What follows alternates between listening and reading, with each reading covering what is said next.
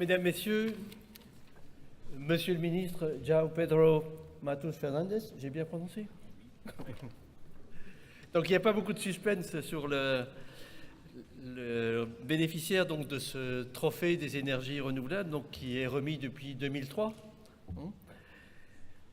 Alors habituellement, donc, nous le décernions à une personne. Et ça pouvait être un ou une présidente de région, un chef d'entreprise, producteur d'énergie renouvelable ou consommateur d'énergie. La dernière année, c'était à notre grand climatologue Jean Jouzel que nous l'avons décerné. Et cette année-ci, le jury s'est longtemps interrogé et il y a beaucoup de noms qui ont été proposés. Certains étaient sur la scène aujourd'hui ou seront sur la scène demain.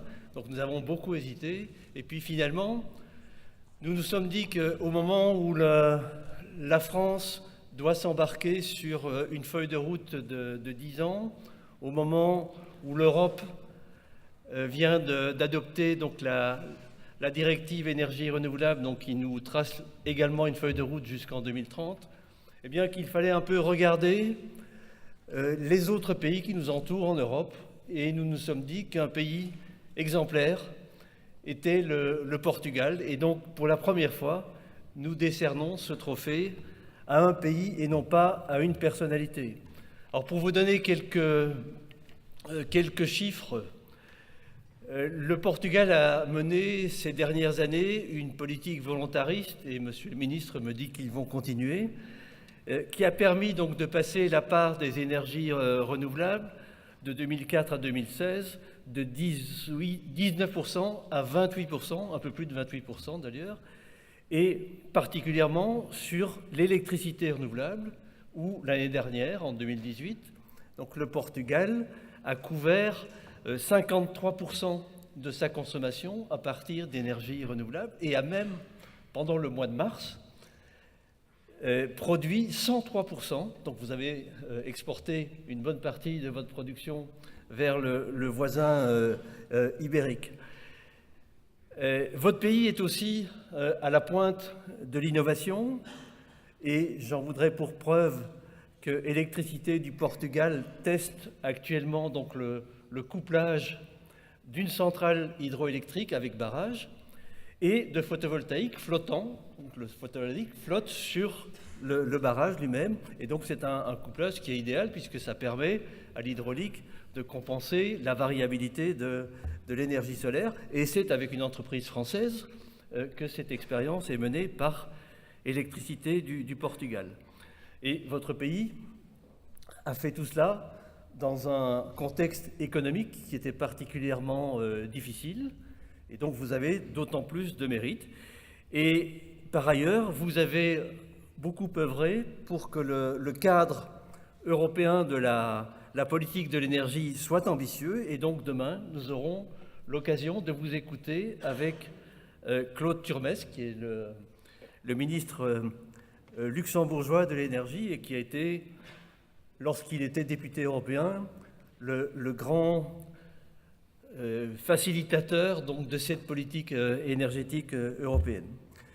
Donc, je voudrais donc demander à André Antolini, donc, qui était mon prédécesseur à la présidence du syndicat des énergies renouvelables et qui est toujours le président d'honneur et qui connaît particulièrement bien le Portugal. Je voudrais lui laisser la parole pour quelques minutes avant que nous vous remettions le trophée du syndicat des énergies renouvelables.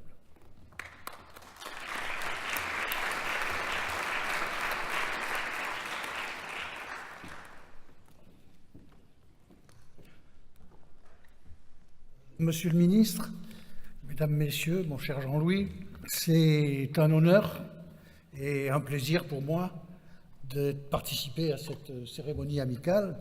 Un honneur parce que, après avoir pendant 14 ans présidé cette organisation, son président et son équipe dirigeante ont eu la gentillesse de penser à moi pour cette remise. Et effectivement, je trouve que c'est un bon choix.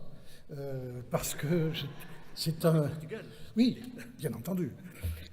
Parce que le Portugal est un pays particulièrement admirable du point de vue du développement des énergies renouvelables. Alors les chiffres ont été cités par Jean-Louis, je ne vais pas y revenir. Je voudrais vous parler de façon plus personnelle, et c'est cette façon-là aussi de dire que c'est un plaisir, parce que j'ai moi-même œuvré pendant une dizaine d'années au développement des énergies renouvelables au Portugal, en étant le directeur général de ce qui est devenu EDF Renouvelables, et à ce titre, le patron de la filiale portugaise, qui était dirigé par un de vos anciens collègues, Carlos Pimenta. Et nous avons, depuis les années 99-2000, travaillé d'abord ensemble déjà à la structuration d'un système tarifaire. Et ce système tarifaire, dès 99-2000, a eu la robustesse qui a permis au pays de se développer dans le secteur de l'éolien notamment. Je dois dire aussi que l'expérience a été particulièrement enrichissante et que mon rôle de président du syndicat des énergies renouvelables en France et la comparaison avec la vie professionnelle que je menais en partie au Portugal n'était pas toujours en faveur de la France. Parce qu'il n'y avait pas au Portugal cette série d'obstacles, de barrières que nous avons rencontrées malheureusement et que je crois on rencontre encore dans ce pays. En effet, les Portugais sont aussi amoureux de leur environnement que les Français, c'est clair, et aussi respectueux de cet environnement. Mais la façon de gérer cet amour et la façon de gérer en même temps l'avenir de leur pays réside dans une concertation approfondie depuis l'origine, dans des processus d'études et d'autorisation parfois très longs, parfois très difficiles, mais une fois que c'est fait, c'est fait. La grande différence qu'il y a, notamment avec notre pays, c'est que non seulement les processus sont très longs et très difficiles, mais qu'une fois que c'est fait, on est peut-être obligé de recommencer parce qu'il y a des recours et que la procédure peut durer 5 ans. Ça n'existe pas au Portugal.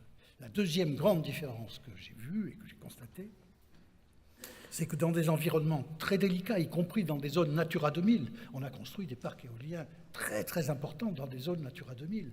Après la concertation avec toutes les autorités environnementales, avec les associations, avec les populations, avec les juntas de freguesia, avec tout le monde, on est arrivé à faire des parcs d'une taille tout à fait considérable.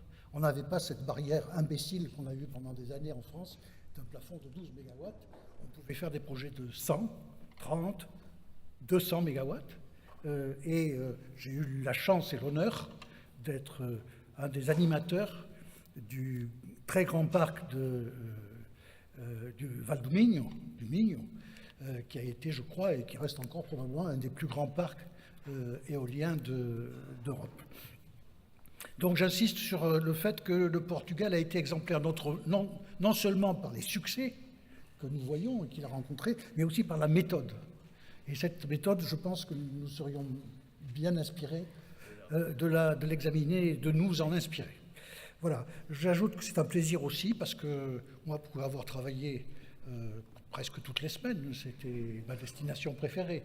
J'ai rencontré au Portugal des gens amicaux et je me suis senti très vite en famille, vraiment en famille.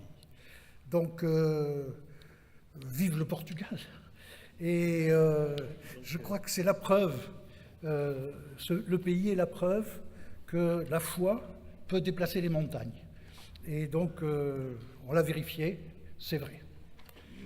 Merci au Portugal.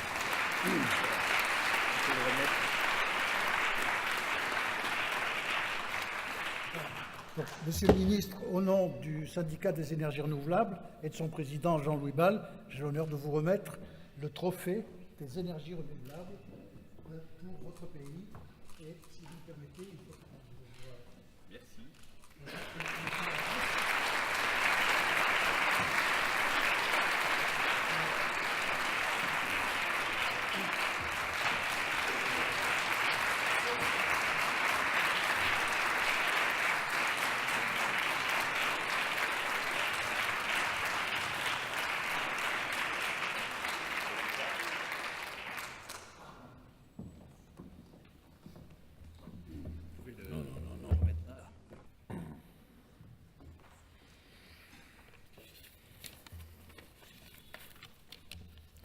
Bon, aux responsables du syndicat d'énergie renouvelable, à tout le monde qui est ici, bon, merci beaucoup, merci beaucoup.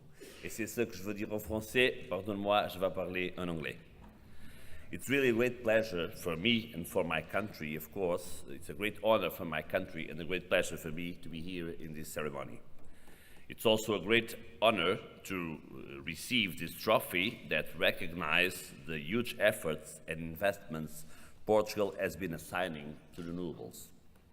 Therefore, this trophy recognizes the path Portuguese government, companies, organizations, associations, universities, and research institutions have been taking on fighting to climate change and promoting renewable energies. In fact, Portugal is strongly committed with the transition towards a low-carbon economy, and we are proud of our achievements in the area of the renewables. Nowadays, Portugal is a leader in these fields. We have reduced the greenhouse gas emissions in 22% since 2005. We have decreased our energy consumption, and the integration of renewables in electricity production raised 26 points in this period, reaching 54% in 2017. All this have been possible because Portugal is a country with a large potential regarding renewable energy sources, but also because we decided to set an ambitious framework in this field. In 2016, we assumed the commitment of being carbon neutral until 2050. We are the first country in Europe with this goal, meaning that by that time we will have a balance between the greenhouse gas emissions and carbon capture. It means reducing from 6 to 1 our emissions between now and 2050. We are developing a carbon-neutral roadmap with relevant measures to reach this goal in 2050. And of course, the electricity production, it's crucial for us to be successful. In line with the ambition path set for 2030, the next decade, we have launched the National Plan for Energy and Climate that encompasses specific targets for 2030.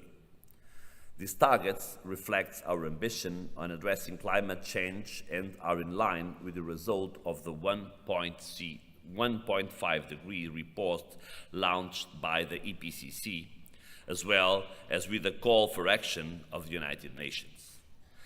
Ladies and gentlemen, our ambition will never decrease as we have already defined our targets to 2030.